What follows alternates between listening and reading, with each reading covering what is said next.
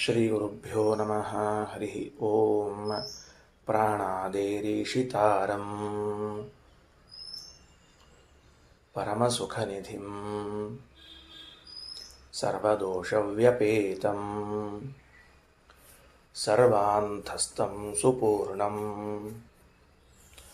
ಪ್ರಕೃತಿಪತಿಮಜಂ ಸರ್ವಬಾಹ್ಯಂ ಸುನಿತ್ಯಂ ಸರ್ವಜ್ಞಂ ಸರ್ವಶಕ್ತಿಂ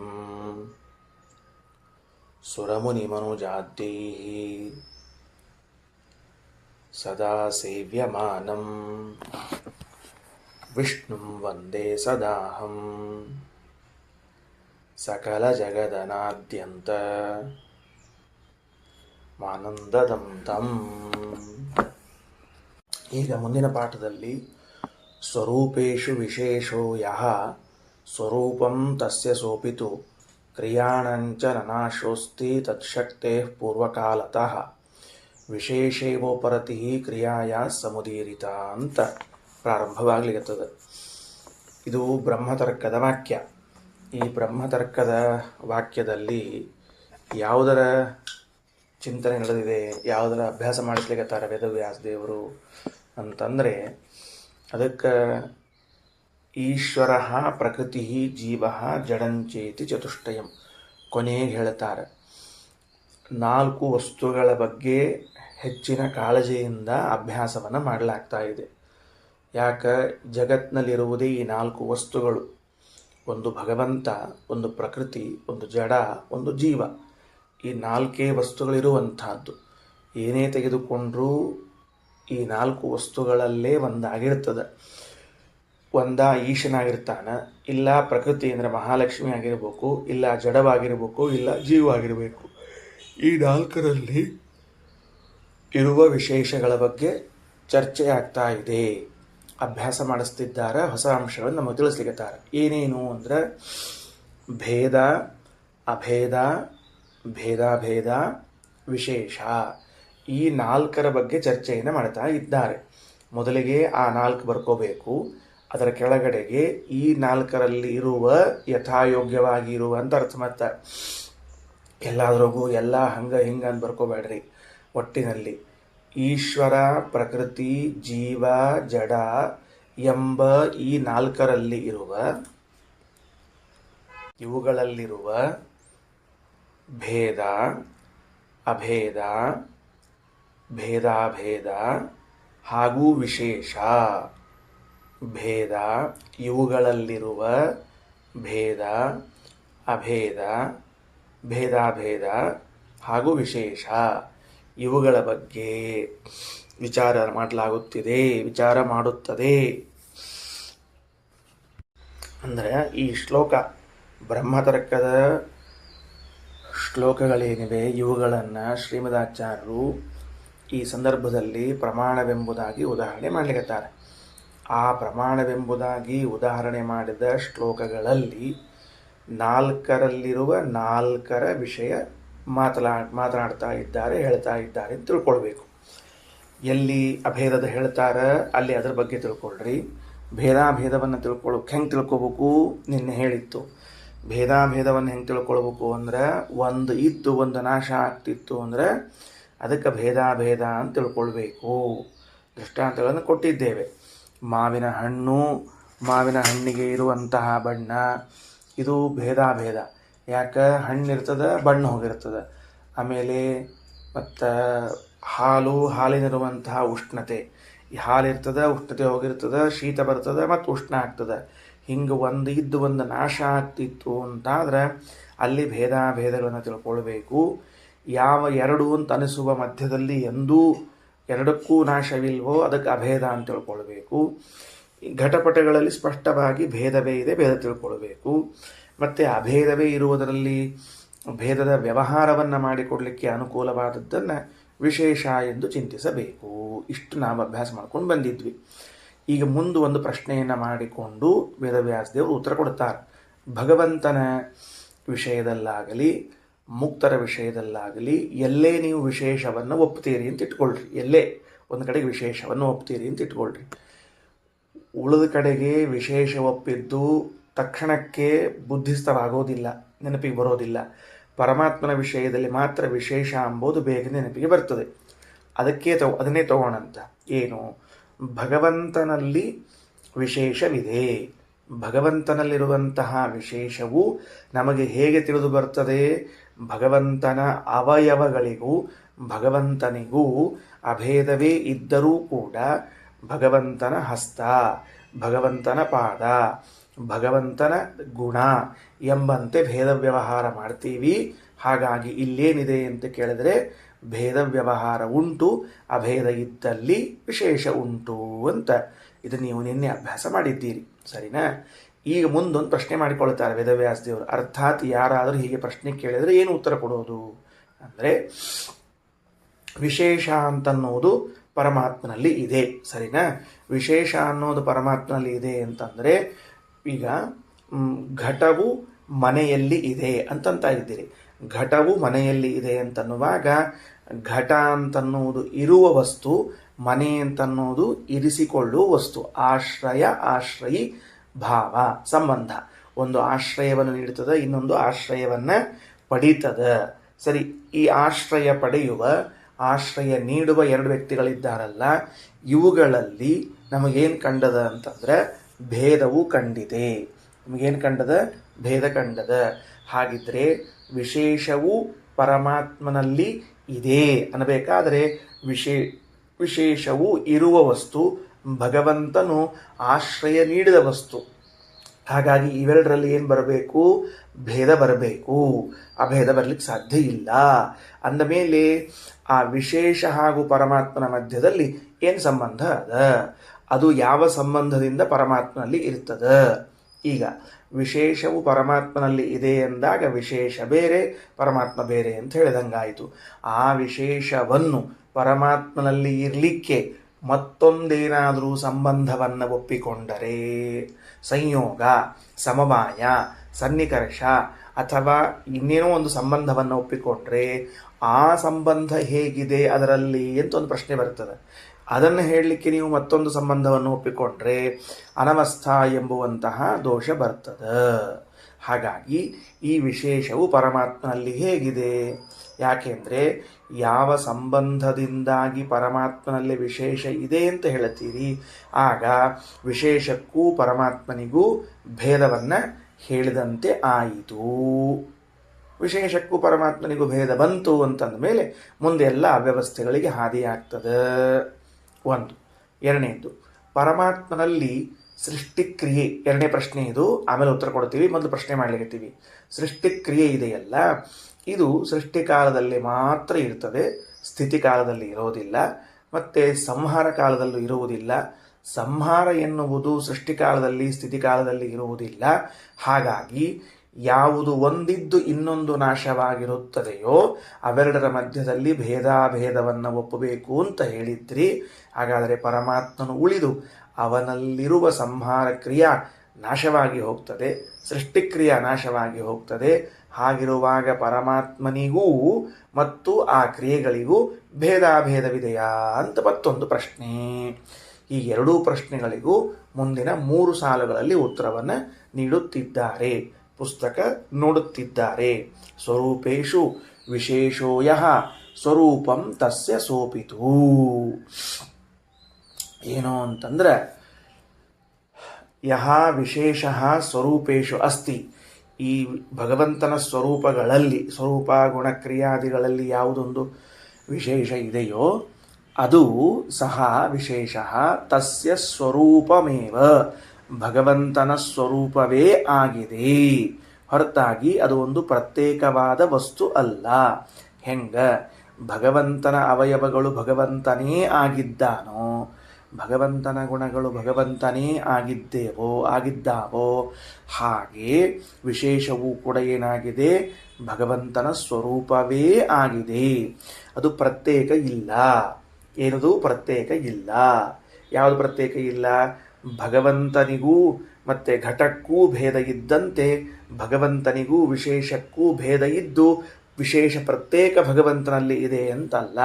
ಮತ್ತು ಆ ವಿಶೇಷವು ಭಗವಂತನ ಸ್ವರೂಪವೇ ಆಗಿಬಿಟ್ಟಿದೆ. ಬಹಳ ಸೂಕ್ಷ್ಮದ ವಿಚಾರ. ಎಲ್ಲರೂ ಸ್ವಲ್ಪ ಎರಡೆರಡು ಸರ್ತಿ ಮೂರು ಸರ್ತಿ ಬಾಯಲ್ಲಿ ಅಂದ್ಕೊಳ್ರಿ, ಇಲ್ಲದೆ ಇದ್ದರೆ ತಿಳಿಯುವುದಿಲ್ಲ.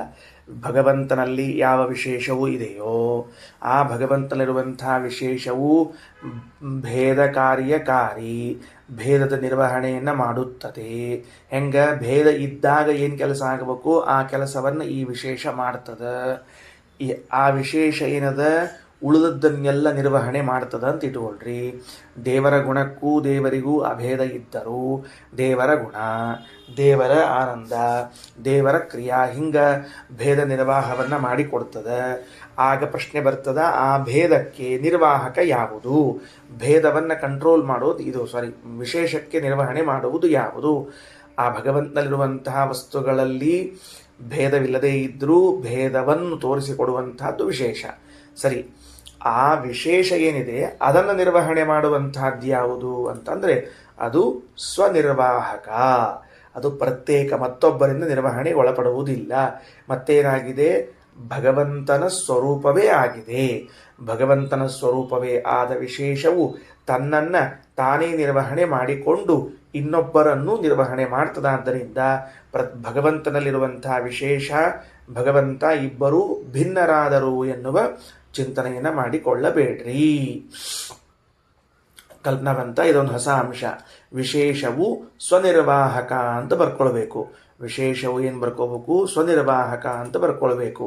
ಅಂದಾಗ ಮಾತ್ರ ಇದರ ಅರ್ಥ ಆಗ್ತದೆ ನಮಗೆ. ವಿಶೇಷವು ಸ್ವನಿರ್ವಾಹಕವಾಗಿದೆ. ಅದಕ್ಕೇನಾಯಿತು? ಸ್ವರೂಪೇಶು ವಿಶೇಷೋ ಯಃ ಸ್ವರೂಪಂ ತಸ್ಯ ಸೋಪಿತು. ಇನ್ನು ಅದು ವಿಶೇಷ ಏನು ನಿರ್ವಹಣೆ ಮಾಡಬೇಕು? ಸ್ವನಿರ್ವಾಹಕ ಅಂತಂದಾಗ ಇಷ್ಟರ್ಥ.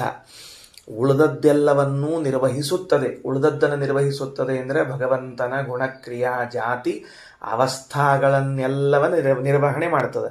ನಿರ್ವಹಣೆ ಮಾಡ್ತದೆ ಅಂದರೆ ಭೇದ ಕಾರ್ಯಕಾರಿ ಆಗಿದೆ. ಭಗವಂತನ ಜಾತಿ ಅಂದರೆ ಯಾವ ಜಾತಿ? ಮತ್ಸ್ಯ ಜಾತಿ. ಭಗವಂತನ ಕೂರ್ಮ ಜಾತಿ, ಅದು ಜಾತಿ ಅಲ್ಲ. ಮತ್ತೆ ಭಗವಂತ ವೇದವ್ಯಾಸರಾಗಿ ಬ್ರಾಹ್ಮಣನಾದ, ಭಗವಂತ ಪರಶುರಾಮನಾಗಿ ಬ್ರಾಹ್ಮಣನಾದ, ಭಗವಂತ ರಾಮನಾಗಿ ಕ್ಷತ್ರಿಯನಾದ, ಭಗವಂತ ಕೃಷ್ಣನಾಗಿ ಕ್ಷತ್ರಿಯನಾದ. ಹೀಗೆ ಆ ಕ್ಷತ್ರಿಯತ್ವ, ಬ್ರಾಹ್ಮಣತ್ವ ಇತ್ಯಾದಿಗಳೇನವೋ ಇವುಗಳನ್ನೆಲ್ಲವನ್ನ ನಿರ್ವಹಿಸುವಂತಹದ್ದು ಯಾವುದು? ವಿಶೇಷ. ಯದ್ಯಪಿ ಜಾತಿಗೂ, ಜಾತಿ ಏನೋ ನಮ್ಮಲ್ಲಿ ಜಾತಿ ಶಬ್ದಕ್ಕೆ ಧರ್ಮ ಅಂತ ಅರ್ಥ, ಜಾತಿಗೂ ಪರಮಾತ್ಮನಿಗೂ ಭೇದವಿಲ್ಲ. ಆದರೆ ಭಗವಂತನಲ್ಲಿ ಜಾತಿ ಉಂಟು ಅಂತ ವ್ಯವಹರಿಸಲಿಕ್ಕೆ ಅನುಕೂಲ ಮಾಡಿಕೊಡುವಂಥದ್ದು ವಿಶೇಷ.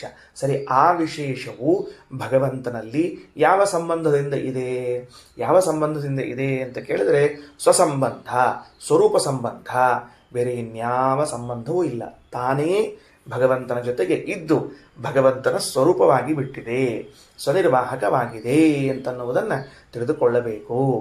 ಮೊದಲೆಲ್ಲ ನಾವು ಬಸ್ಸಿನಲ್ಲಿ ಪ್ರಯಾಣ ಮಾಡುವಾಗ ನಿರ್ವಾಹಕರು ಮತ್ತು ನಿರ್ವಾಹ್ಯರು ಬೇರೆ ಬೇರೆ ಇರ್ತಿದ್ರು. ಅಂದರೆ ಒಬ್ಬರು ಟಿಕೆಟ್ ಕೊಡ್ತಿದ್ರು, ಒಬ್ಬರು ಡ್ರೈವಿಂಗ್ ಮಾಡ್ತಾಯಿದ್ರು. ಅವ ಡ್ರೈವಿಂಗ್ ಮಾಡುವ ಟಿಕೆಟ್ ಕೊಡ್ತಿದ್ದಿಲ್ಲ, ಟಿಕೆಟ್ ಕೊಡವ ಡ್ರೈವಿಂಗ್ ಮಾಡ್ತಿರ್ಲಿಲ್ಲ. ಹಾಗೆ ಇರ್ತಿತ್ತು ಪರಿಸ್ಥಿತಿ. ಅವ ಕಂಡಕ್ಟರ್ ಏನಿರ್ತಿದ್ದ ಅವ ಕೊನೆಯ ಸೀಟ್ನಾಗ ಕೂತ್ಕೊಂಡು ಟಿಕೆಟ್ ಕೊಟ್ಕೊಂಡು ಎಲ್ಲರನ್ನೂ ಒಳಗೆ ಕೊಡಿಸೋವ. ಡ್ರೈವರ್ ಏನಿರ್ತಿತ್ತು ಅವ ಮುಂದಿನ ಸೀಟ್ನಾಗ ಕೂತ್ಕೊಂಡು ತೊಗೊಂಡು ಹೋಗೋವಿದ್ದ. ಈಗೇನಾಗಿದೆ ಅಂದ್ರೆ ಚಾಲಕನೇ ನಿರ್ವಾಹಕ, ನಿರ್ವಾಹಕನೇ ಚಾಲಕ, ಎರಡೂ ಕೆಲಸವನ್ನು ಅವನೇ ಮಾಡ್ತಾನೆ. ಓಡಿಸೋದು ಅವನೇ, ಟಿಕೆಟ್ ತೊಗೊಳ್ಳೋದು ಅವನೇ ಮಾಡ್ತಾನೆ. ಹೆಂಗೋ ತದ್ವತ್. ಈಗ ಹಿಂದೆ ಕೂತವ ಕಂಡಕ್ಟರು ಸೀಟಿ ಹೊಡೆದಾಗ ಡ್ರೈವರ್ ಓಡಿಸ್ತಿದ್ದ ಗಾಡಿಯನ್ನು. ಈಗ ಅವ್ನು ಸೀಟಿ ಹೊಡೆಯೋರು ಯಾರಿಲ್ಲೇ ಇಲ್ಲ. ಅವ್ನು ಬೇಕಾದ್ರೆ ಸೀಟಿ ಹೊಡಿತಾನೆ, ಬೇಡಾದ್ರೆ ಸೀಟ್ ಮೇಲೆ ಕೂಡ್ತಾನೆ. ಇಷ್ಟು ಕೆಲಸ. ಹೀಗಾಗಿ ಅವ ಸ್ವನಿರ್ವಾಹಕ ಅವ. ಅದರಂತೆ ವಿಶೇಷವೂ ಕೂಡ ಏನಾಗಿಬಿಟ್ಟದ? ಸ್ವನಿರ್ವಾಹಕವಾಗಿ ಬಿಟ್ಟಿದೆ ಅಂತ ತಿಳಿದುಕೊಳ್ಳ್ರಿ. ಆಗ ಭೇದಾಭೇದವನ್ನು ಹೇಳ್ತೀರಾ ಇನ್ನು ಅಂತ ಮುಂದಿನ ಪ್ರಶ್ನೆ. ಯಾವುದಕ್ಕೆ? ಭಗವಂತನಿಗೂ ಭಗವಂತನ ಕ್ರಿಯೆಗಳಿಗೂ. ಯಾಕ? ಅದಕ್ಕೆ ಅವ್ರೇನಂದಾರ, ನೀವು ಕ್ರಿಯಾಲಕ್ಷಣವನ್ನು ಏನು ಮಾಡಿದ್ದೀರಿ ಅಂತಂದ್ರೆ, ಎಲ್ಲಿ ಒಂದಿದ್ದಾಗ ಇನ್ನೊಂದು ನಾಶ ಆಗ್ತದೋ ಏಕಸ್ಮಿನ್ ವಿದ್ಯಮಾನೇಪಿ ಭೇದಾಭೇದ ಸಮುದ್ದಿಷ್ಟೋ ವಿನಾಶೋ ಯತ್ರ ದೃಶ್ಯತೆ ಏಕಸ್ಮಿನ್ ವಿದ್ಯಮಾನೇಪಿ ತಯೋರೇಕಸ್ಯ ಕಸ್ಯಚಿತ್ ಅಂತ ತಿಳಿದುಕೊಂಡು, ಎರಡರಲ್ಲಿ ಒಂದು ಇದ್ದಾಗ ಇನ್ನೊಂದು ನಾಶ ಆಗ್ತಿತ್ತು ಅಂದ್ರೆ ಅಲ್ಲಿ ಭೇದಾಭೇದವನ್ನು ಅಂಗೀಕಾರ ಮಾಡಬೇಕು ಅಂತ ನೀವೇನು ಅಂದಿದ್ದೀರಿ. ಹಾಗಾದರೆ ಭಗವಂತನ ಸೃಷ್ಟಿಕ್ರಿಯೆ ನಡೀತಾ ಇರುವಾಗ ಸಂಹಾರ ಕ್ರಿಯೆ ಇಲ್ಲ, ಸಂಹಾರ ಕ್ರಿಯೆ ನಡೀತಾ ಇರುವಾಗ ಸೃಷ್ಟಿಕ್ರಿಯೆ ಇಲ್ಲ. ಅದಕ್ಕೆ ಕೆಲವರು ಪಾಪ ನಿನ್ನೆ ಆಕ್ಷೇಪ ಮಾಡಿದ್ರು, ಹಂಗೆಂಗ್ರಿ ಆಚಾರ ಎಲ್ಲ ಇದ್ದೇ ಇರ್ತಾವಲ್ಲ, ಸುಳ್ಳು ಇಲ್ಲ ಅಂತ ಹೆಂಗೆ ಅಂತೀರಿ ನೀವು ಅಂತ. ನಮ್ಗೆ ಯಾಕೋ ಇದು ಜೀರ್ಣ ಆಗವಲ್ತು ಅಂತ ತಿಳ್ಕೊಂಡು ಕಡ್ಲಿಬೇಳೆ ತೊಗರಿಬೇಳೆ ತಿಂದೇ ಇದ್ದವರೆಲ್ಲ ಹೇಳಿದ್ರು ಇದನ್ನು. ಅದಕ್ಕೆ ಉತ್ತರ ಏನು ಅಂತ ಕೇಳಿದರೆ, ಒಂದು ವೇಳೆ ಸೃಷ್ಟಿಕಾಲದಲ್ಲಿಯೇ ಸಂಹಾರ ಕ್ರಿಯೆ ಇರ್ತಿದ್ರೆ ಆಗ ಯಾವ ವಸ್ತುಗಳು ಜಗತ್ತಿನಲ್ಲಿ ಇರ್ತಿರ್ಲಿಲ್ಲ. ಕಾರಣ ಏನು? ಸೃಷ್ಟಿಯಾದ ಕೂಡಲೇ ಸಂಹಾರ ಮುಗದೇ ಹೋಯಿತು. ಯಾಕೆ? ಸೃಷ್ಟಿಕಾಲದಲ್ಲಿ ಸಂಹಾರ ಕ್ರಿಯೆಯೂ ಇದ್ದದ್ರಿಂದ ಸೃಷ್ಟಿಕ್ರಿಯಾ ಸಂಹಾರ ಕ್ರಿಯಾ ಏಕಕಾಲೀನವಾಗಿ ಬಿಟ್ಟರೆ ಜಗತ್ತಿನಲ್ಲಿ ಯಾವ ವಸ್ತುಗಳು ಇರುವ ಹಾಗಿಲ್ಲ. ಆದರೆ ಜಗತ್ತಿನಲ್ಲಿ ವಸ್ತುಗಳಾದರೂ ಇವೆ. ಸೃಷ್ಟಿಯಾದ ಮೇಲೆ ಬ್ರಹ್ಮದೇವರು 100 ವರ್ಷ ಬದುಕಿದ್ದು 100ನೇ ವರ್ಷಕ್ಕೆ ಬ್ರಹ್ಮದೇವರು ಸಾಯ್ತಾರೆ. ಸೃಷ್ಟಿಯಾದ ಮೇಲೆ 50 ಬ್ರಹ್ಮಕಲ್ಪಗಳವರೆಗೆ ರುದ್ರದೇವರು ಬದುಕಿದ್ದು, ಆಮೇಲೆ ರುದ್ರದೇವರು ಹೋಗ್ತಾರೆ. ನಾವೆಲ್ಲರೂ ಸೃಷ್ಟಿಯಾದ ಮೇಲೆ 60 ವರ್ಷ ಶಾಂತಿ ನಮ್ದಕ್ಕರ ಊಟ ಮಾಡ್ತೀವಿ, ಮಂದಿ ಶಾಂತಿಗರ ಊಟ ಮಾಡ್ತೀವಿ. 70 ವರ್ಷ ಶಾಂತಿ ಮಂದಿ ಶಾಂತಿಗರ ಊಟ ಮಾಡ್ತೀವಿ, ನಮ್ಮ ಶಾಂತಿಗರ ಊಟ ಮಾಡ್ತೀವಿ.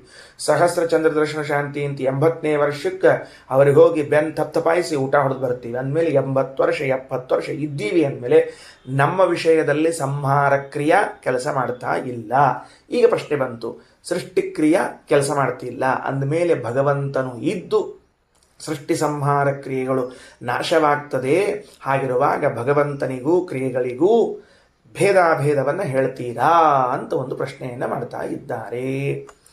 ಒಂದು ಕಾಲದಲ್ಲಿ ಇನ್ನೊಂದು ಕ್ರಿಯಾ ಇಲ್ಲದೆ ಇದ್ದದ್ದಕ್ಕೆ ಆ ರೀತಿಯ ಪ್ರಶ್ನೆ ಬಂದಿದೆ. ಏನಾಯ್ತು? ಸ್ವರೂಪೇಶು ವಿಶೇಷೋ ಯಸ್ ಸ್ವರೂಪಂ ತಸ್ಯ ಸೋಪಿತು ಕ್ರಿಯಾಣಂಚನ ನಾಶೋಸ್ತಿ ತತ್ಶಕ್ತೇ ಪೂರ್ವಕಾಲತಃ. ಇಲ್ಲ, ಕ್ರಿಯಾಣ ನ ನಾಶ ಅಸ್ತಿ, ಕ್ರಿಯೆಗಳಿಗೆ ನಾಶ ಇಲ್ಲ. ಭಗವಂತನಲ್ಲಿರುವಂತಹ ಯಾವ ಕ್ರಿಯೆಗಳಿಗೂ ನಾಶವಿಲ್ಲ. ಯಾಕೆ? ತತ್ಶಕ್ತೇ ಪೂರ್ವಕಾಲತಃ, ಆ ಶಕ್ತಿಯು ಪೂರ್ವಕಾಲದಿಂದ ಪ್ರಾರಂಭ ಮಾಡಿಕೊಂಡು ಇವತ್ತಿನವರೆಗೂ ಕೂಡ ಹಂಗೆ ಇದೆ. ಅಂದ್ರೆ ಆ ಶಕ್ತಿಗಳೆಲ್ಲವೂ ಅನಾದಿ ಅನಂತ. ಅಂದಮೇಲೆ ನಾಶ ಅಂತನ್ನೋದನ್ನು ನಾವು ಒಪ್ಪೋದಿಲ್ಲ. ಅವರೇನು ಕೇಳಿದ್ರು? ಭಗವಂತನಲ್ಲಿ ಸೃಷ್ಟಿ ನಡೆದಾಗ ಸಂಹಾರ ಕ್ರಿಯೆ ಇರುವುದಿಲ್ಲ, ನಾಶವಾಗಿರ್ತದೆ. ಅಥವಾ ಸಂಹಾರ ಕ್ರಿಯೆ ನಡೀತಾ ಇರುವಾಗ ಸೃಷ್ಟಿಕ್ರಿಯೆ ಇರೋದಿಲ್ಲ, ನಾಶವಾಗಿರ್ತದೆ. ಇಲ್ಲದೆ ಹೋದರೆ ಹಿಂಗೆ ದೇವರು ಸಂಹಾರ ಮಾಡ್ಕೋತ ಹೋಗೋದು, ಹಂಗೆ ಮತ್ತೆ ಹುಟ್ಕೋತ ಹೋಗೋದು, ಹಿಂಗೆ ಸಂಹಾರ ಮಾಡ್ಕೋತ ಹೋಗೋದು, ಹಂಗೆ ಹುಟ್ಕೋತ ಹೋಗೋದು. ಅವಾಗ ಏನಾಗ್ತದೆ? ಪ್ರಳಯ ಕಾಲ ಅಂಬೋದೇ ಇಲ್ಲ ಅಂತ ಆಗ್ಬಿಡ್ತದೆ. ಪ್ರಳಯ ಕಾಲನೇ ಇಲ್ಲ. ಯಾಕಂದ್ರೆ ಹಿಂಗೆ ಹುಟ್ಕೋತ ಹಿಂಗೆ ಸತ್ಕೋತ ಹೋಗ್ತಿರ್ತಾವೆ, ಹಿಂಗೆ ಹುಟ್ಕೋತ ಹೋಗ್ಬಿಡ್ತಾವೆ. ಪ್ರಳಯ ಕಾಲ ಹೆಂಗೆ ಬರ್ಬೇಕು ಯಾವಾಗ? ಅದಕ್ಕೆ ಆ ಕ್ರಿಯಾಗಳೇನವ ಅಂತ ಅನ್ನೋದನ್ನ ಇಟ್ಟುಕೊಂಡ್ರೆ ಉತ್ತರ ಹೇಳ್ತಾರೆ. ಈಗ ಏನಂತ ಉತ್ತರ ಹೇಳ್ತಾರೆ? ಕ್ರಿಯಾಣಂಚನ ನಾಶೋಸ್ತಿ ತತ್ಶಕ್ತೇ ಪೂರ್ವಕಾಲತಃ. ಪೂರ್ವಕಾಲತಃ ಅಂದ್ರೆ ಪೂರ್ವಕಾಲಾದಾರಭ್ಯ. ಅದಕ್ಕೆ ಸೃಷ್ಟಿ ಸಮಯದಲ್ಲೂ ಸಂಹಾರ ಕ್ರಿಯೆಯದಲ್ಲೂ ಕೂಡ ಸೃಷ್ಟಿಕ್ರಿಯಾ ಉಂಟು, ಏನು ವ್ಯತ್ಯಾಸ ಇಲ್ಲ. ಹೌದು, ಹಂಗಿದ್ರೆ ಎರಡೂ ಇವೆ ಅಂದಮೇಲೆ ಯಾಕೆ ಆಗ್ತಿಲ್ಲ? ಹಂಗಾರ ಆಗ್ಬೇಕಲ್ಲ. ಈಗ ಅಂದರೆ ವಿಶೇಷ ಏವ ಉಪರತಿ ಕ್ರಿಯಾಯ ಸಮುದೀರಿತ. ಏನಿಲ್ಲ, ಶಕ್ತಿ ವ್ಯಕ್ತಿ ಅಂತ ಒಪ್ಪಿಕೊಳ್ಳುತ್ತೇವೆ. ಶಕ್ತಿ ವ್ಯಕ್ತಿ ಅಂತ ಒಪ್ಪಿಕೊಂಡಾಗ ಅದನ್ನು ಕೂಡ ನಾವು ವಿಶೇಷದ ಬಲದಿಂದಲೇ ಹೊಂದಿಸುತ್ತೇವೆ. ವಿಶೇಷ ಏವ ಉಪರತಿ. ಆ ಶಕ್ತಿ ನಾಶ ಆಗುವುದು ಅಂದರೆ ಬೇರೆ ಏನೂ ಅಲ್ಲ. ಅದು ಶಕ್ತಿ ರೂಪದಲ್ಲಿ ಅವಸ್ಥೆಯನ್ನು ಹೊಂದುವ ವಿಶೇಷವೇ ನಾಶ. ವ್ಯಕ್ತಿ ರೂಪದ ವಿಶೇಷವನ್ನು ಹೊಂದುವುದೇ ಮತ್ತೆ ಶಕ್ತಿಯ ಅಭಿವ್ಯಕ್ತಿ, ಬೇರೆ ಏನಿಲ್ಲ. ಹಾಗಾದರೆ ಇವತ್ತು ಭಗವಂತನಲ್ಲಿ ಸೃಷ್ಟಿಕ್ರಿಯಾ ಕಾಣಿಸಿಕೊಂಡಿದೆ ಅಂದರೆ ಶಕ್ತಿ ಅದ ಕಾಣಿಸಿಕೊಂಡಿದೆ ಅಂದರೆ ಅಭಿವ್ಯಕ್ತಿ ಆಗ್ಯದ.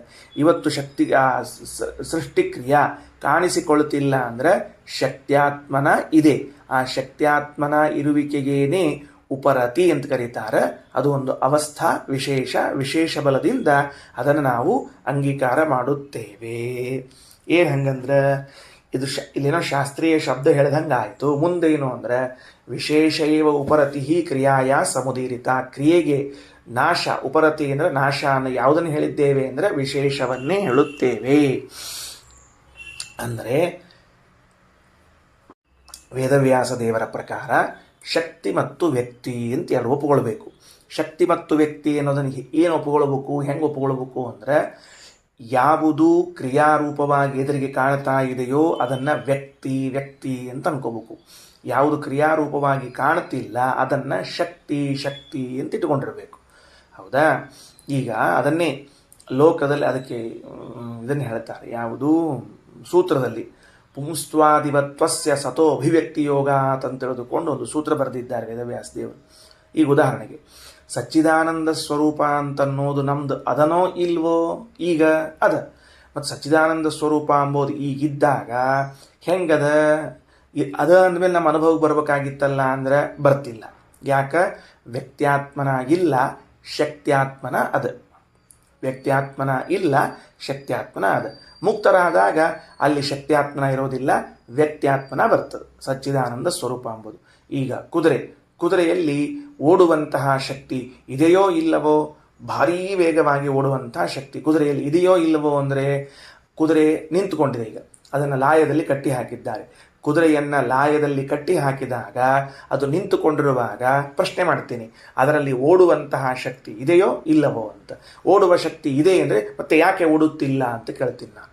ಓಡುವ ಶಕ್ತಿ ಇದೆ ಅಂದರೆ ಯಾಕೆ ಓಡುತ್ತಿಲ್ಲ ಅಂದರೆ, ಈಗ ಓಡುವ ಶಕ್ತಿ ಎಂಬುದು ಶಕ್ತ್ಯಾತ್ಮನಾದ, ವ್ಯಕ್ತ್ಯಾತ್ಮನ ಇಲ್ಲ, ಪ್ರಕಟವಾಗಿಲ್ಲ.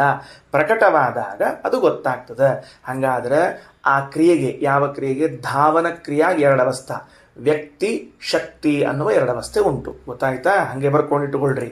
ಒಂದೊಂದು ಕ್ರಿಯೆಗೆ ಶಕ್ತಿ, ವ್ಯಕ್ತಿ ಎನ್ನುವಂತಹ ಎರಡು ರೂಪಗಳು ಉಂಟು. ಬರೆದಿಟ್ಟುಕೊಂಡ್ರ ಶಕ್ತ್ಯಾತ್ಮನ, ವ್ಯಕ್ತ್ಯಾತ್ಮನ ಅಂತ ಬರ್ಕೊಳ್ಬೇಕು ಅದನ್ನು. ಅದಕ್ಕೆ ಈ ವಾಕ್ಯ ಓದ್ಬಿಡ್ರಿ. ವಿಶೇಷ ಏವ ಉಪರತಿ ಕ್ರಿಯಾಯ ಸಮುದ. ಕ್ರಿಯಾಯಾ ಉಪರತಿ, ಕ್ರಿಯಾ ಇಲ್ಲದೆ ಇರುವಿಕೆ ಅಂತನ್ನೋದೇನದು ವಿಶೇಷ. ವಿಶೇಷ ಅಂದ್ರೆ ಅವಸ್ಥಾ ವಿಶೇಷ ಅಷ್ಟೇ, ಮತ್ತೇನಿಲ್ಲ. ಅಭಿವ್ಯಕ್ತವಾಗಿತ್ತು, ಈಗ ಅನಭಿವ್ಯಕ್ತವಾಗಿದೆ. ಕಾಣಿಸಿಕೊಂಡಿತ್ತು, ಈಗ ಕಾಣಿಸಿಕೊಂಡಿಲ್ಲ ಅನ್ನೋದನ್ನು ಅರ್ಥ ಮಾಡಿಕೊಳ್ಳ್ರಿ. ಇನ್ನೊಂದು ಪ್ರಶ್ನೆ ಹೊಸಾದೀಗ ಮುಂದಿನ ಶ್ಲೋಕಕ್ಕೆ ಹೋಣಂತ. ವಿಶೇಷಸ್ಯ ವಿಶೇಷೋ ಅನ್ಯಃ ನಚೈವಾಸ್ತಿ ಕಥಂಚನ. ಈಗ ಶಕ್ತಿ ಉಪರತ ಆಗ್ತದೆ, ವಿಶೇಷ ರೂಪ. ಶಕ್ತಿ ಅಭಿವ್ಯಕ್ತ ಆಗ್ತದೆ, ವಿಶೇಷ ರೂಪ ಅಂತ ಎರಡೂ ಕಡೆಗೂ ಹೇಳಿಬಿಟ್ರೆ ನೀವು ಅದು ವಿಶೇಷ ಬಲದಿಂದ ಅಂತ ತಿಳ್ಕೊಂಡು, ಈಗ ಭಗವಂತನಿಗೂ ಭಗವಂತನ ಗುಣಗಳಿಗೂ ಅಭೇದವಿದೆ, ವಿಶೇಷ ಬಲದಿಂದ ಭೇದ ವ್ಯವಹಾರ ಮಾಡ್ತೀನಿ. ಭಗವಂತನಿಗೂ ಭಗವಂತನ ಅವಯವಗಳಿಗೂ ಅಭೇದ ಇದೆ, ವಿಶೇಷ ಬಲದಿಂದ ಭೇದ ವ್ಯವಹಾರ ಮಾಡ್ತೀನಿ. ಭಗವಂತನಿಗೂ ಭಗವಂತನ ಕ್ರಿಯೆಗೂ ಅಭೇದವೇ ಇದೆ, ಭಗವಂತನಿಗೂ ಭಗವಂತನ ಕ್ರಿಯೆಗೂ ಅಭೇದವೇ ಇದೆ. ಹಾಗಿರುವಾಗಲೂ ಕೂಡ ಕ್ರಿಯಾ ಎಂಬುದು ಕದಾಚಿತ್ ವ್ಯಕ್ತ ಆಗ್ತದೆ, ಕದಾಚಿತ್ ಅನಭಿವ್ಯಕ್ತ ಆಗ್ತದೆ. ಇದು ಹೆಂಗೆ ಬಂತು ಅಂದರೆ ವಿಶೇಷದಿಂದಾಗಿ ಬಂತು. ವಿಶೇಷದಿಂದಾಗಿ ಬಂತು ಅಂದರೆ ಈ ಕಾಲದಲ್ಲಿ ಅದು ಅಭಿವ್ಯಕ್ತವಾಗಲಿ, ಈ ಕಾಲದಲ್ಲಿ ಅಭಿವ್ಯಕ್ತವಾಗದೇ ಹೋಗಲಿ ಅಂತನ್ನುವುದು ವಿಶೇಷದಿಂದ ಬಂತು. ಹಾಗಾದರೆ ಶಕ್ತಿಗೆ ಅಭಿವ್ಯಕ್ತವಾಗುವಿಕೆ, ಅಭಿವ್ಯಕ್ತ ಆಗದೇ ಇರುವಿಕೆ ಎನ್ನುವಂತಹ ಸಮಯ ಇದ್ದಂತೆ ವಿಶೇಷಕ್ಕೆ ಅಭಿವ್ಯಕ್ತಿ ಮತ್ತು ಅನಭಿವ್ಯಕ್ತಿ ಎನ್ನುವುದೇನಾದರೂ ಇದೆಯಾ? ವಿಶೇಷವು ಈ ಕಾಲದಲ್ಲಿ ಅಭಿವ್ಯಕ್ತವಾಗ್ತದೆ, ಉಳಿದ ಕಾಲದಲ್ಲಿ ಅನಭಿವ್ಯಕ್ತವಾಗ್ತದೆ ಅಂತೇನಾದರೂ ಇದೆಯಾ? ಅಂದರೆ ವಿಶೇಷ ಒಂದು ಕಾಲದಲ್ಲಿ ಉಪರತಿ ಶಾಂತ ಆಗಿಬಿಡ್ತದೆ, ಇನ್ನೊಂದು ಕಾಲದಲ್ಲಿ ಎದ್ದು ಬರ್ತದೆ, ಹಿಂಗೇನಾದರೂ ಉಂಟಾ ಅಂತ ಮತ್ತೊಂದು ಪ್ರಶ್ನೆ. ಯಾಕೆ ಕ್ರಿಯಾಕ್ಕೆ ಒಪ್ಪಿಕೊಂಡಿದ್ದೀರಿ ನೀವು? ಸೃಷ್ಟಿಕಾಲದಲ್ಲಿ ಸಂಹಾರ ಕ್ರಿಯಾ ಉಪರತಿ ಶಾಂತ ಇರುವುದಿಲ್ಲ, ಸಂಹಾರ ಕಾಲದಲ್ಲಿ ಸೃಷ್ಟಿ ಉಪರತ ಶಾಂತ ಇರುವುದಿಲ್ಲ. ಹಾಗಾದರೆ ವಿಶೇಷವು ಈ ಕಾಲದಲ್ಲಿ ಇರ್ತದೆ, ಈ ಕಾಲದಲ್ಲಿ ಇರುವುದಿಲ್ಲ ಅಂತೇನಾದರೂ ವ್ಯವಸ್ಥೆ ಉಂಟಾ ಅಂತ ಪ್ರಶ್ನೆ ಮಾಡ್ತಾರೆ. ಅದಕ್ಕೆ ಬೃಹದಾರಣ್ಯಕ ಇದರೊಳಗೆ ಬ್ರಹ್ಮತರ್ಕದಲ್ಲಿ ಉತ್ತರ ವಿಶೇಷಸ್ಯ ವಿಶೇಷ ಅನ್ಯಃ ನಚೈವಾಸ್ತಿ ಕಥಂಚನ. ಆ ವಿಶೇಷಕ್ಕೆ ಮತ್ತೊಂದು ವಿಶೇಷ ಅಂತೇನಿಲ್ಲ, ಮತ್ತೊಂದೇನಿಲ್ಲ. ಅದಕ್ಕೆ ಮತ್ತೊಂದು ವಿಶೇಷ, ಆ ವಿಶೇಷ ಇದ್ದು ಇದು ಅವಸ್ಥಾ ವಿಶೇಷ ಹೊಂದುತ್ತದೆ, ಇವು ಮಿರ್ತದ ಮಿರಂಗಿಲ್ಲ, ಇಂಥವು ಯಾವುದೂ ಇಲ್ಲ. ಸ್ವಸ್ಯಾಪಿತು ವಿಶೇಷಸ್ಯ ಸ್ವಯಮೇವ ಭವಿಷ್ಯತಿ, ಇದೊಂದು ಚಂದ ವಿಶೇಷ. ಮತ್ತು ಹಂಗಾರೆ ಆ ವಿಶೇಷ ಯಾವಾಗ ಅಭಿವ್ಯಕ್ತ ಆಯಿತು? ಪ್ರಶ್ನೆ ನಮ್ಮದು. ಕ್ರಿಯಾ ಈಗ ಅಭಿವ್ಯಕ್ತ ಆಯಿತು ಅಂತಂತೀರಿ, ವಿಶೇಷ ಯಾವಾಗ ಅಭಿವ್ಯಕ್ತ ಆಯಿತು? ಕ್ರಿಯಾ ಉಪರತಿ ಆಯಿತು ಅಂತೀರಿ. ಮತ್ತು ವಿಶೇಷ ಯಾವಾಗ ಉಪರತಿ ಆಯಿತು ಅಂದರೆ ತಿಳಿತಾ ಇದೆಯಾ? ಪ್ರಶ್ನೆ ಏನು ಮಾಡ್ರಿ ಅಂತ ತಿಳ್ಕೊಂಡು, ಕ್ರಿಯಾ ಈಗ ಸೂರ್ಯೋದಯ ಆಯಿತು ಅಂತ ಹೇಳ್ತೀನಿ ಅಂತ ಇಟ್ಕೊಳ್ರಿ, ಒಂದು ಶಬ್ದವನ್ನು ಬಳಸ್ತೀನಿ. ಸೂರ್ಯೋದಯವಾಯಿತು, ಸೂರ್ಯೋದಯವಾಯಿತು ಅಂತ ಶಬ್ದ ಬಳಸಿದಾಗ ಸೂರ್ಯ ಉದಯಿಸಿದ ಅಂತ ಅರ್ಥ ಆಯ್ತು ನಮಗೆ. ಯಾರೋ ಭಾಳ ಬುದ್ಧಿವಂತಿದ್ದ, ಸುಮ್ಮನೆ ಪ್ರಶ್ನೆ ಕೇಳಿದ. ಅಂದರೆ ಉದಯ ಯಾವಾಗ ಉದಯಿಸಿತು ಅಂತ ಒಂದು ಪ್ರಶ್ನೆ ಕೇಳಿದ. ಸೂರ್ಯೋದಯ ಆಯಿತು ಕರೆಕ್ಟು, ಉದಯಕ್ಕೆ ಯಾವಾಗ ಉದಯ? ಯಾಕಂದರೆ ಉದಯ ಎಂಬುದೊಂದು ಪ್ರತ್ಯೇಕ ವಿಷಯವೋ?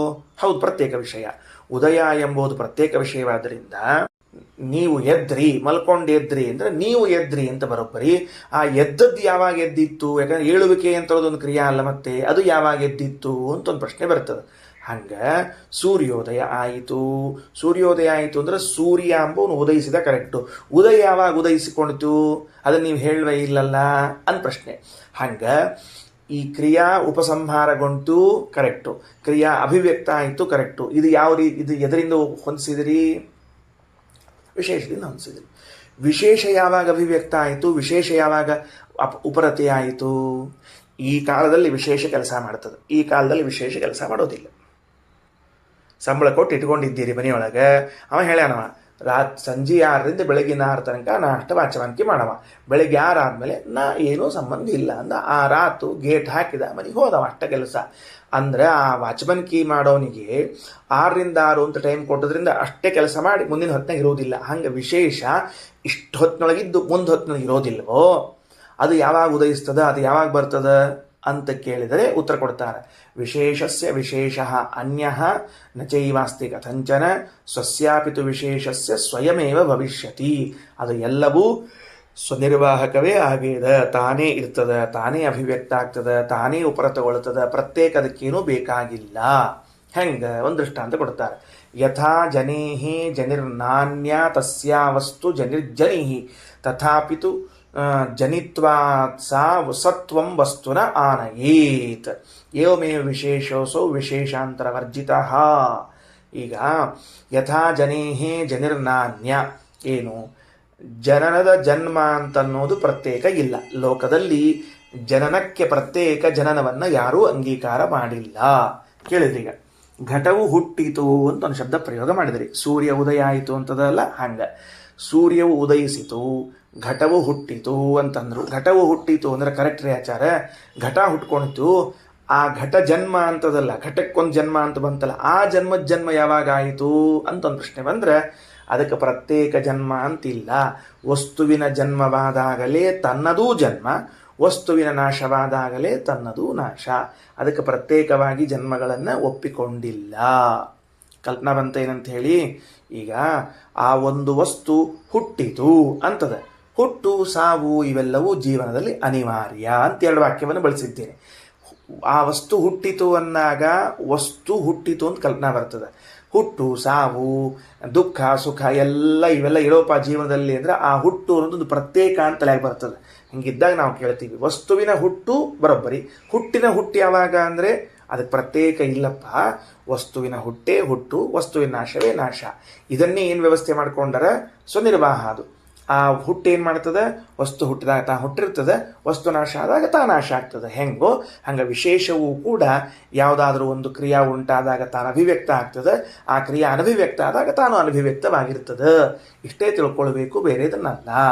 ಯಥಾ ಜನಿರ್ನಾನ್ಯ ತಸ್ಯಾ ವಸ್ತು ಜನಿರ್ಜನಿಹಿ, ಆ ವಸ್ತುವಿನ ಜನನವೇ ಅದರ ಜನನವೆಂಬುದಾಗಿ ತಿಳ್ಕೊಳ್ರಿ. ತಥಾಪಿತು ಜನಿತ್ವಾತ್ ಸಾ, ಆದರೂ ಕೂಡ ಅದು ಹುಟ್ಟಿ ಸಾ ಸತ್ವಂ ವಸ್ತುನಃ ಆನಯಿತು, ವಸ್ತುವಿಗೆ ಒಂದು ಅಸ್ತಿತ್ವವನ್ನು ತಂದು ಕೊಡ್ತದೆ. ಯಾವುದು?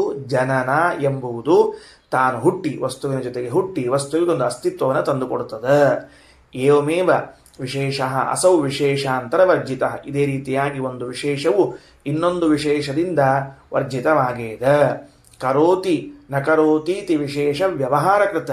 ಭಗವಂತ ಸೃಷ್ಟಿ ಮಾಡ್ತಾನ, ಸೃಷ್ಟಿ ಮಾಡಂಗಿಲ್ಲ ಎಂಬುವಂಥ ವಿಶೇಷ ವ್ಯವಹಾರವನ್ನು ತಂದುಕೊಡ್ತದೆ. ವ್ಯಕ್ತಿಭಾವಂ ಗತಾಯಾತು ಕರೋತೀತಿ ಸ್ವರೂಪಿಣಿ.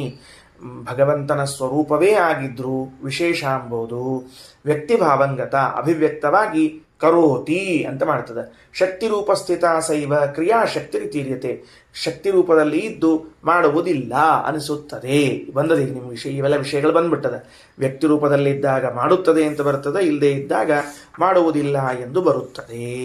ಸಾಚ ವ್ಯಕ್ತಿಸ್ತು ಜನಿವತ್ ಕ್ರಿಯಾಯ ರೂಪಮೇವತ. ಆ ಅಭಿವ್ಯಕ್ತಿ ಅನ್ನೋದು ಹುಟ್ಟಿನಂತೆ ಕ್ರಿಯಾ ಸ್ವರೂಪವೇ ಆಗಿದೆ. ಹೆಂಗ ಘಟ ಹುಟ್ಟಿತು ಅನ್ನುವಾಗ ಹುಟ್ಟು ಘಟದ ಸ್ವರೂಪವೇ ಆಗಿದೆಯೋ ಹಂಗ ಈ ಅಭಿವ್ಯಕ್ತಿ ಎಂಬುದು ಕ್ರಿಯೆ ಸ್ವರೂಪವೇ ಆಗಿದೆ. ಪ್ರತ್ಯೇಕ ಏನಿಲ್ಲ. ಆ ಶಕ್ತಿಯ ಅಭಿವ್ಯಕ್ತಿಯು ಕ್ರಿಯಾಭಿವ್ಯಕ್ತಿಯು ಒಂದೇ, ಎರಡು ಪ್ರತ್ಯೇಕ ಅಲ್ಲ. ಯಾವಾಗ ಕ್ರಿಯಾಭಿವ್ಯಕ್ತ ಆಯಿತೋ ಆವಾಗಲೇನೆ ಶಕ್ತಿದು ವಿಶೇಷದ ಅಭಿವ್ಯಕ್ತಿಯು ಆಯಿತು. ತಥಾಪಿತು ವಿಶೇಷೇಣ ಸ್ವರೂಪೇಣ ವಿಶೇಷಿಣಿ, ಹಾಗಿದ್ರೂ ಕೂಡ ತಾನೇ ವಿಶೇಷ ವಿಶೇಷಿ ಎಂಬ ಭಾವವನ್ನು ಹೊಂದಿರ್ತದೆ. ಜನೇರ್ಜನಿವ ದೇವಾಸೌ ಜ್ಞಾತವ್ಯ ವ್ಯತಿರೇಕತಃ, ಹೆಂಗೆ ಹುಟ್ಟಿಗೆ ಹುಟ್ಟು ತಾನೇ ಹುಟ್ಟಿಗೆ ಹುಟ್ಟು ಅಲ್ಲ, ಅದು ಅದೇ ರೀತಿಯಾಗಿ ತಿಳಿದುಕೊಳ್ಳ್ರಿ. ತಾನೇ ಈ ಹುಟ್ಟು ಹುಡ್ತದ, ಆ ಹುಟ್ಟು ಹೋಗ್ತದೆ, ಹಿಂಗ ತಿಳ್ಕೊಳ್ರಿ ಅಂತ ಇಷ್ಟು ಪರಮಾತ್ಮನ ವಿಷಯದಲ್ಲಿ ವಿಶೇಷ ಕ್ರಿಯಾ ತುಂಬ ಗಂಭೀರವಾದ ವಿಷಯವನ್ನು ಹೇಳಿ ಮುಗಿಸಿದರು. ಇನ್ನಾಲ್ಕು ಸಾಲವ ಓದಿ ಮುಗಿಸ್ತೀನಿ. ಏವಂ ಮುಕ್ತಕ್ರಿಯಾ ನಿತ್ಯ ನಾನ್ಯೇಷಾಂ ಭ್ರಾಂತಿ ಸಂಭವಂ. ಇದೇ ರೀತಿಯಾಗಿ ಮುಕ್ತರನ್ನು ತಗೊಂಡ್ರಿ. ಈಗ ಮುಕ್ತರನ್ನು ತಗೊಂಡು ಆ ಮುಕ್ತರ ಕ್ರಿಯಾ ಏನದ ಇದು ನಿತ್ಯವಾಗಿದೆ. ಸಂಸಾರಿಗಳ ಕ್ರಿಯಾ ಇದು ನಿತ್ಯ ಅಲ್ಲ, ಅದು ನಿತ್ಯ ಅಂತ ಅನಿಸೋದು ಭ್ರಾಂತಿಯಿಂದ. ನಮ್ದೇನು ಕ್ರಿಯಾಗಳವ ನೋಡ್ರಿ, ಈ ನಮ್ಮ ಕ್ರಿಯಾಗಳೆಲ್ಲವೂ ಕೂಡ ಅನಿತ್ಯ. ಮುಕ್ತರ ಕ್ರಿಯಾಗಳೇನಾಗ್ಯಾವ ಅವು ನಿತ್ಯ ಆಗ್ಯಾವ ಅಲ್ರಿ. ಮತ್ತು ನನಗೆ ನನ್ನ ಕ್ರಿಯಾ ನಿತ್ಯ ಅಂತ ಅನಿಸ್ತದಲ್ಲ ಅಂದ್ರೆ ಭ್ರಾಂತಿ. ಹಂಗೇನು ಭ್ರಾಂತಿ ಅಂತ ಹೇಳಬೇಕು ಅಂದರೆ ಮುಕ್ತೌ ಉಚ್ಛೇದತಶ್ಚೈವ ನಿಶೇಷೇಣ ಅಖಿಲಸ್ಯ ಚ. ಒಂದು ವೇಳೆ ಈಗ ನಿನ್ನಲ್ಲಿರುವಂಥ ಕ್ರಿಯೆಗಳೆಲ್ಲವೂ ಕೂಡ ನಿತ್ಯವಾಗಿ ಬಿಟ್ಟಿದ್ರೆ ಮುಕ್ತಿಯಲ್ಲೂ ಈ ಕ್ರಿಯಾಗಳು ಕಂಟಿನ್ಯೂ ಆಗಬೇಕಾಗಿತ್ತು. ಮುಕ್ತಿಯಲ್ಲಿದ್ದಾಗಲೂ ಈ ಕ್ರಿಯೆಗಳು ನಡಿಬೇಕಾಗಿತ್ತು, ಮುಂದುವರಿಬೇಕಾಗಿತ್ತು. ಮುಕ್ತಿಗೆ ಹೋದಾಗ ಇದು ಯಾವ ಕ್ರಿಯೆಗಳು ಮುಂದುವರಿಯುವುದಿಲ್ಲ, ಆದ್ದರಿಂದ ಅವು ಅನಿತ್ಯ. ಉದಾಹರಣೆಗೆ ಸಂಸಾರದಲ್ಲಿದ್ದಾಗ ಒಂದು ಚಿಂತೆ ಅದ, ಏನೋ ದೃಷ್ಟಾಂತ ಕೋಣಂತ. ಸಂಸಾರದಲ್ಲಿದ್ದಾಗ ಏನದ ಅಂದ್ರೆ ಚಿಂತೆ ಅದ. ಚಿಂತೆ, ಅಯ್ಯೋ ಒಂದು ತಲೆ ಮೇಲೆ ಕೈ ಹೊತ್ಕೊಂಡು ಕೂತಿರ್ತೀವಿ. ಈ ತಲೆ ಮೇಲಿನ ಕೈ ತೆಳಗಿಟ್ಟದ್ದ ಕ್ವಚಿತ್, ಯಾವಾಗಲೂ ಇಲ್ಲೇ ಇರೋದು ಜಾಸ್ತಿ. ಕೆಲವ್ರದ್ದು ತಮ್ಮ ತಲೆ ಮೇಲೆ ಕೈ ಇರ್ತದೆ, ಇನ್ನು ಕೆಲವ್ರದ್ದು ಮಂದಿ ತಲೆ ಮೇಲೆ ಕೈ ಇರ್ತದೆ. ಅಂತೂ ಒಟ್ಟಾರೆ ತಲೆ ಮೇಲೆ ಕೈ ಇರೋದು ಅಂತನ್ನೋದು ಹೋಗಲಿಲ್ಲ, ಲಕ್ಷಣ ಅದು. ಶಿರಸಿ ಹಸ್ತಃ ಅಂತನ್ನೋದು ಅಸ್ಮಾಕಂ ಲಕ್ಷಣಂ, ಸಂಸಾರಿಗಳ ಲಕ್ಷಣ. ತಲೆ ಮೇಲೆ ಇಟ್ಕೋಬೇಕು, ಇಲ್ಲ ಮಂದಿ ತಲೆ ಮೇಲೆ ಇಡಬೇಕು. ಅದಕ್ಕೆ ಹೇಳಿದ್ರು ಮುಕ್ತ ಉಚ್ಛೇದ. ಆ ಚಿಂತೆ ಅದಲ್ಲ, ಇದು ಸಂಸಾರ ಮುಗಿದು ಕೂಡಲೇ ಅಲ್ಲಿ ಹೋಗ್ತೀವಿ ಮೋಕ್ಷದಲ್ಲಿ. ಅಲ್ಲಿ ಚಿಂತೆ ಇದೆಯಾ ಅಂದರೆ ಉಚ್ಛೇದ. ಬ್ರಹ್ಮತರ್ಕ ಹೇಳ್ತದೆ, ವೇದವ್ಯಾಸದೇವರಂತಾರೆ, ಈ ಎಲ್ಲ ಸಂಸಾರದ ಕ್ರಿಯಾಗಳು ಅಲ್ಲಿ ನಾಶವಾಗಿ ಬಿಡುತ್ತಾವ, ಹೋಗ್ಬಿಡುತ್ತಾವ. ಅಂದ ಮೇಲೆ ಸಂಸಾರದಲ್ಲಿರುವಂತಹ ಕ್ರಿಯೆಗಳು ಅನಿತ್ಯ, ಮುಕ್ತಿಯಲ್ಲಿರುವಂತಹ ಕ್ರಿಯೆಗಳು ನಿತ್ಯ. ನೈವಂ ಮುಕ್ತಿ ಕ್ರಿಯಾಯಾಸ್ತು ತಸ್ಯಾಶ್ಚ ಪುನರುದ್ಭವಾತ್. ಅಲ್ಲಿ ಮಾತ್ರ ಮೋಕ್ಷದಲ್ಲಿ ಹಂಗಿರಂಗಿಲ್ಲ. ಈಗ ಏನೋ ಊಟ ಮೊದಲಾದವುಗಳನ್ನು ಮಾಡ್ತೀವಿ, ಮಾಡಿದ್ವಿ, ಮುಗಿಸಿಬಿಟ್ವಿ. ಮತ್ತೊಂದು ಕೆಲಸ ಮಾಡ್ಲಿಕ್ಕೆ ಆವಾಗ ಆ ಭೋಜನ ಕ್ರಿಯಾದಿಗಳೆಲ್ಲ ಹೋಗ್ಬಿಟ್ಟಾವ ಅಂತ ಅಂದ್ಕೊಳ್ಳಿ. ಹಂಗಾರವು ನಾಶ ಆದವೇನಂದ್ರೆ ಪುನರುದ್ಭವ ಮತ್ತೆ ಕಾಣಿಸ್ಕೊಳ್ತಾವ. ಹಂಗೇನಿಲ್ಲ. ಅನಭಿವ್ಯಕ್ತಿ, ಅಲ್ಲೂ ಅಭಿವ್ಯಕ್ತಿ ಅನಭಿವ್ಯಕ್ತಿ ಹೇಳಬೇಕು ಹೊರತಾಗಿ ಬೇರೆದನ್ನು ಹೇಳೋಂಗಿಲ್ಲ. ಅಮುಕ್ತಾನಾಂ ಕ್ರಿಯಾಯಶ್ಚ ಮುಕ್ತಾವಪಿ ಸಮಾಸ್ಥಿತಾ ಅಭಿನ್ನ ಇತಿ ತಾಜ್ಞೇಯ ಅಭಿವ್ಯಕ್ತೆ ಪುನಃ ಪುನಃ. ಏನದ, ಅಮುಕ್ತರಾದಾಗ ಯಾವ ಕ್ರಿಯೆಗಳು ಕೆಲವವೋ ಅವು ಕೆಲವು ಮುಕ್ತರಲ್ಲೂ ಉಳ್ಕೊಂಡಿದ್ವು ಅಂದ್ರೆ ಅಭಿನ್ನ ಅಂತ ತಿಳ್ಕೊಳ್ರಿ ಅವುಗಳಿಂದ. ಈಗ ಮತ್ತು ಕೂಡುವುದು, ಏಳುವುದು, ಆಮೇಲೆ ವಿಚಾರ ಮಾಡುವುದು, ಈ ಎಲ್ಲ ಏನು ಕ್ರಿಯಾಗಳವ, ಇವೆಲ್ಲ ಏನು ಕ್ರಿಯಾಗಳವ, ಇವು ಮುಕ್ತರಲ್ಲೂ ಸಮಾನವಾಗಿರ್ತಾವೆ. ಯಾಕಂದ್ರೆ ಅದರ ಉಚ್ಛೇದ ಇಲ್ಲ. ಯಾವುದ್ರ ಉಚ್ಛೇದದ? ಚಿಂತನಾದಿ ಕ್ರಿಯಾಣಂತೂ ಮುಕ್ತ ಉಚ್ಛೇದತ ಸದಾ. ಮುಂದದ ನೋಡಿ ವಾಕ್ಯ, ಚಿಂತನಾದಿ ಕ್ರಿಯಾಣಂತೂ ಮುಕ್ತ ಉಚ್ಛೇದತ ಸದಾ. ಈ ಚಿಂತೆ ಮಾಡೋದು, ದುಃಖಕ್ಕೊಳಗಾಗೋದು, ಭಯಕ್ಕೊಳಗಾಗೋದು, ರೋಗ ಬಂತು ಅಂತಾಗೋದು, ಇವೆಲ್ಲ ಕ್ರಿಯೆಗಳೇನವಲ್ಲ ಇವು ಸಂಸಾರದಲ್ಲಿದ್ದಾಗಿರ್ತಾವ. ಮೋಕ್ಷಕ್ಕೆ ಹೋಗೋ ಹೊತ್ತಿಗೆ ಉಚ್ಛೇದ ಆಗಿಬಿಡ್ತಾವೆ, ಪೂರ್ಣ ಹೊರಟು ಹೋಗ್ಬಿಡ್ತಾವೆ. ಇನ್ನು ಕೆಲವು ಕ್ರಿಯೆಗಳು ಸಂಸಾರದಲ್ಲಿದ್ದಾಗಲೂ ಇರ್ತಾವೆ, ಮೋಕ್ಷದಲ್ಲಿದ್ದಾಗಲೂ ಇರ್ತಾವೆ. ಉದಾಹರಣೆಗೆ ಕೂತ, ಎದ್ದ, ಮಲಗಿದ, ಓಡಾಡಿದ ಅಂತನ್ನೋದೇನದ, ಇವು ಇಲ್ಲೂ ಇರ್ತಾವೆ, ಅಲ್ಲೂ ಇರ್ತಾವೆ. ಅವೇನು ಉಚ್ಛೇದನ ಆಗೋದಿಲ್ಲ. ಆಲೋಚನೆ ಮಾಡುವಿಕೆ ಅಂತ ಒಂದು ಕ್ರಿಯೆ ಅದ, ಅದು ಸಂಸಾರದಲ್ಲಿ ಮಾತ್ರ ಇದ್ದು ಮುಕ್ತನಾದಾಗ ಆಲೋಚನೆ ಮಾಡೋದು ಹೊರಟು ಹೋಗ್ಬಿಟ್ಟದ ಅಂತಂದ್ರೆ ಹಿಂತಿಟ್ಕೊಳ್ರಿ. ಹಾಗೆ ಮುಕ್ತ ಏನೂ ವಿಚಾರ ಮಾಡಂಗಿಲ್ಲ ಅಂತ ಆಗ್ಬಿಡ್ತದೆ. ಪೂರ್ಣ ಹಂಗೆ ಗಾಡಿ ಕಲ್ಲು ಕೂತ್ಬಿಟ್ಟಿರ್ತದೆ, ಸುಮ್ಮನೆ ಏನು ವಿಚಾರ ಇಲ್ಲ ಅಂತ. ಹಂಗಾರೆ ಆ ಆಲೋಚನಾ ಕ್ರಿಯೆ ಎಂಬುದು ಸ್ವರೂಪದಿಂದ ಅಭಿನ್ನವಾಗಿದೆ. ಚಿಂತನಾದಿ ಕ್ರಿಯೆಗಳೆಲ್ಲವೂ ಕೂಡ ಸ್ವರೂಪದಿಂದ ಭಿನ್ನವಾಗಿದೆ. ಕಿಮ್ಮಯ ಕಾರ್ಯಮಾದೀನಾಂ ಭೇದ ಉದೀರಿತಃ. ಆದ್ದರಿಂದ ನಾ ಏನು ಮಾಡಲಿ ಅಂತ ಪ್ರಶ್ನೆ ಬರ್ತದೆ. ನಾ ಏನು ಮಾಡಲಿ ಅಂತ ಪ್ರಶ್ನೆ ಬಂತು ಅಂದರೆ ಆ ಪ್ರಶ್ನೆಗೂ ನಮಗೂ ಭೇದ ಉಂಟು. ಏನು ಅದನ್ನೇ ಹೇಳಿದರು, ಚಿಂತನೆ ಇದ್ದ ಕಾಲದಲ್ಲಿ ಅಭೇದ, ಚಿಂತೆ ಹೊರಟು ಹೋದ ಕಾಲದಲ್ಲಿ ಭೇದ. ಹೀಗಾಗಿ ಇಲ್ಲಿ ಭೇದಾಭೇದವನ್ನೇ ತಿಳಿದುಕೊಳ್ಳ್ರಿ. ಇನ್ನು ಅಚೇತನೇಶ್ ಅಸ್ವತಂತ್ರ ಕ್ರಿಯಾ ಯಸ್ಮಾತ್ ಸದೈವತು ಭೇದಾಭೇದಸ್ತೋ ಜ್ಞೇಯ ಸರ್ವತ್ರ ನಿಯಮೇನತು. ಮತ್ತೊಂದು ಮಾತು ಹೇಳ್ತಾರೆ, ಮುಕ್ತರಲ್ಲಿ ಕ್ರಿಯೆಗಳು ನಿತ್ಯ ಆಗ್ಯಾವ, ಅಮುಕ್ತರಲ್ಲಿ ಕ್ರಿಯೆಗಳು ಅನಿತ್ಯವಾಗ್ಯಾವ, ಕೆಲವು ಭೇದಾಭೇದ ಉಳ್ಳದ್ದಾಗ್ಯಾವ, ಹೀಗೆಲ್ಲ ಹೇಳಿದರು. ಈಗ ಅಚೇತನರಲ್ಲಿ ಕ್ರಿಯೆಗಳು ಭೇದಾಭೇದ ಇರಲಿಕ್ಕೆ ಕಾರಣ ಏನು ಅಂದರೆ ಅಸ್ವಾತಂತ್ರ್ಯವೂ ಒಂದು ಕಾರಣ. ಬಹಳ ದೊಡ್ಡ ಮಾತು ಏನು ಅಂದರೆ ಕೇವಲ ನಾವು ಭಗವಂತ ಸ್ವತಂತ್ರ, ನಾವು ಅಸ್ವತಂತ್ರರು ಅಂತ ತಿಳ್ಕೊಂಡಿದ್ವಿ. ಈ ಅಸ್ವಾತಂತ್ರ್ಯ ಇದ್ದುದರಿಂದ ಏನು ಅನ್ಕೊಂಡಿದ್ವಿ, ದೇವರು ಹೆಂಗೆ ಮಾಡಿಸ್ತಾನೆ ಹಂಗಾಗ್ತದ, ನಮ್ದೇನು ಕೈ ಆಗದ ಅಂತ ಹಿಂಗೆ ಇದನ್ನು ರಟ್ಟ ಮಾಡಿ ಬಾಯ್ಪಾಟ್ ಮಾಡಿ ಬಂದ್ಬಿಟ್ಟಿದ್ವಿ. ಬ್ರಹ್ಮತರ್ಕದಲ್ಲಿ ವೇದವ್ಯಾಸ ದೇವರು ಅದರ ಇನ್ನೊಂದು ಆ್ಯಂಗಲ್ ತೋರಿಸ್ಲಿಕತ್ತಾರೆ. ಏನು ತೋರಿಸ್ಲಿಕತ್ತಾರೆ ಅಂದರೆ, ನೀವು ಅಸ್ವತಂತ್ರರು, ಭಗವಂತ ಸ್ವತಂತ್ರ ಅಂತ ಆದಮೇಲೆ ಅವ ಮಾಡಿದಂಗೆ ನೀವು ಮಾಡ್ತೀರಿ ಅಂತ ಆದಮೇಲೆ ಕ್ರಿಯೆಗೂ ನಿಮಗೂ ಭೇದಾಭೇದ ಬಂತು. ಇಲ್ಲದೇ ಇದ್ದರೆ ನೀವು ಸ್ವತಂತ್ರರಾಗ್ಬಿಟ್ಟಿದ್ರೆ ಸದಾ ಕ್ರಿಯೆಗಳು ನಿಮ್ಮಲ್ಲಿ ಇರಬೇಕಾಗಿತ್ತು. ಸದಾ ಕ್ರಿಯೆಗಳು ನಿಮ್ಮಲ್ಲಿ ಇಲ್ಲ, ಭಗವಂತ ಮಾಡಿಸ್ದಂಗೆ ಆಗ್ತದ, ಭಗವಂತ ಮಾಡಿದಂಗೆ ಮಾಡ್ತೀನಿ ಅಂತ ಅನ್ನೋ ಶಬ್ದವೇ ಏನು ತಿಳಿಸ್ಲಿಕ್ಕತ್ತದ ಅಂದರೆ, ನಿಮ್ಮ ಅಸ್ವಾತಂತ್ರ್ಯವು ನಿಮ್ಮಲ್ಲಿರುವಂಥ ಕ್ರಿಯೆಗಳಿಗೆ ಭೇದಾಭೇದವನ್ನು ತೋರಿಸಿಕೊಡ್ಲಿಕ್ಕತ್ತದ. ಕಾರಣ ಭಗವಂತ ಮಾಡಿಸಿದಾಗ ಉಂಟು, ಮಾಡದೇ ಇದ್ದಾಗ ಇಲ್ಲ. ಸೊ ಭೇದ ನೋಡ್ರಿ, ಅಸ್ವಾತಂತ್ರ್ಯವನ್ನು ಒಪ್ಪಿದ್ದರ ಪರಿಣಾಮ ನಮ್ಮಲ್ಲಿರುವಂತಹ ಕ್ರಿಯೆಗಳಿಗೆ ಭೇದಾಭೇದವನ್ನು ಹೇಳಿಕ್ಕೆ ಅವಕಾಶ ಆಯಿತು. ಇದೊಂದು ಅದ್ಭುತವಾದ ಪ್ರಕ್ರಿಯೆ. ಭೇದಾಭೇದಸ್ತೋ ಜ್ಞೇಯ ಸರ್ವತ್ರ ನಿಯಮೇನತು ಈಶ್ವರ ಪ್ರಕೃತಿ ಜೀವ ಜಡಂಚೇತಿ ಚತುಷ್ಟಯಂ. ನಾಲ್ಕು ವಸ್ತುಗಳು: ಪರಮಾತ್ಮ, ಪ್ರಕೃತಿ, ಜೀವ, ಜಡ. ಇವು 4 ಪದಾರ್ಥಾನಾಂ ಸಮುದ್ದಿಷ್ಟ. ಒಟ್ಟಾರೆ ಜಗತ್ನಲ್ಲಿದ್ದ ಪದಾರ್ಥಗಳೇ 4. ತತ್ರ ಈಶಃ ವಿಷ್ಣುರುಚ್ಯತೆ. ಇವುಗಳಲ್ಲಿ ಈಶ್ವರ ಅಂದರೆ ಪರಮಾತ್ಮ. ಹಾಗಾದರೆ ಪರಮಾತ್ಮನು, ಪ್ರಕೃತಿ ಮಹಾಲಕ್ಷ್ಮಿ, ಜೀವ ಜಡ, ಈ 4 ಪದಾರ್ಥಗಳು ಇವೆ. ಇವುಗಳಲ್ಲಿರುವಂತಹ ವಿಷಯಗಳನ್ನು ಅಭ್ಯಾಸ ಮಾಡಿದ್ದೇವೆ. ಅದಕ್ಕೆ ಮೊದಲನೇ ವಾಕ್ಯ ಏನು ಬರ್ಕೊಂಡಿರಿ ಅದನ್ನು ನೋಡ್ಕೊಂಡ್ಬಿಡ್ರಿ. ಈ ಜಗತ್ತಿನಲ್ಲಿರುವಂತಹದ್ದು ಪರಮಾತ್ಮ ಅಥವಾ ಈಶ್ವರ, ಪ್ರಕೃತಿ, ಜೀವ, ಜಡ, ಈ 4. ಇವುಗಳಲ್ಲಿರುವಂತಹ ಭೇದಾಭೇದ, ಅಭೇದ, ವಿಶೇಷ, ಇವುಗಳ ಬಗ್ಗೆ ಇಲ್ಲಿಯವರೆಗೆ ನಾವು ವಿಚಾರವನ್ನು ಮಾಡಿ ಮುಗಿಸಿದ್ದೇವೆ. ಇತ್ಯಾದಿ ಬ್ರಹ್ಮತರ್ಕೇ. ಇವುಗಳು ಬ್ರಹ್ಮತರ್ಕದಲ್ಲಿ ಬಂದಿದೆ. ಇದೇ ಮೊದಲಾದ ವಿಷಯಗಳು ಬ್ರಹ್ಮತರ್ಕದಲ್ಲಿ ಬಂದಿದೆ. ಇದನ್ನು ಮುಂದೆ ಮತ್ತೆ ಇದಕ್ಕೆ ಪ್ರಮಾಣ ಏನು ಇತ್ಯಾದಿಗಳೆಲ್ಲ, ಮತ್ತು ವೇದದಲ್ಲಿ ಪ್ರಮಾಣಗಳಿವೆ ಇತ್ಯಾದಿಗಳನ್ನೆಲ್ಲ ನೋಡ್ತಾರೆ. ಮುಂದೆ ನೋಡೋಣ. ಶ್ರೀಕೃಷ್ಣಾರ್ಪಣಮಸ್ತು.